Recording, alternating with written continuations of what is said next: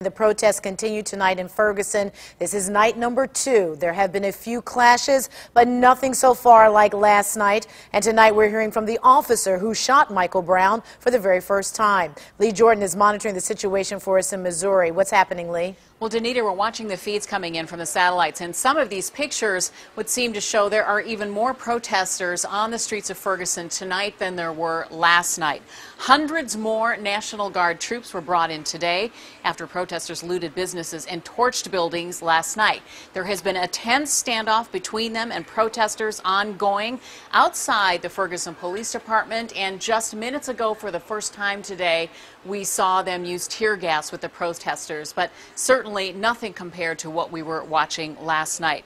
Also tonight, Officer Darren Wilson's exclusive interview with ABC's George Stephanopoulos. Wilson described the beginning of the confrontation, how 18-year-old Michael Brown became aggressive, throwing punches, he said, and slamming the patrol car's door shut.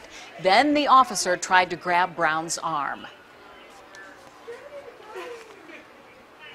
I had reached out my window with my right hand to grab onto his forearm, because I was going to try and move him back and get out of the car to where I'm no longer trapped. And when I felt it, I just felt the immense power that he had. I mean, the way I've described it is, it was like a 5-year-old holding on to Hulk Hogan. That's just how big this man was. Hulk Hogan? He was very large. Very powerful man. You're a pretty big guy. Yeah, I'm above average. So you try to grab him, but you feel that force. Yes. And then as I'm holding him, I see him coming back around with his left hand. And it's in the shape like this, and it comes in through the window and just a solid punch to the right side of my face. But you're still sitting there figuring out, how do I get out of this? Yes. I mean, the next thing was, how do I survive? Because I didn't know how if do I you survive? Yes, I didn't know if I'd be able to withstand another hit like that. Where's your gun at that point? I keep it on my right hip. I take it out, and I come up, I point it at him. And when I said, get back or I'm going to shoot you. And then his response, immediately, he grabbed the top of my gun. And when he grabbed it, he said, "You're too much of a to shoot me."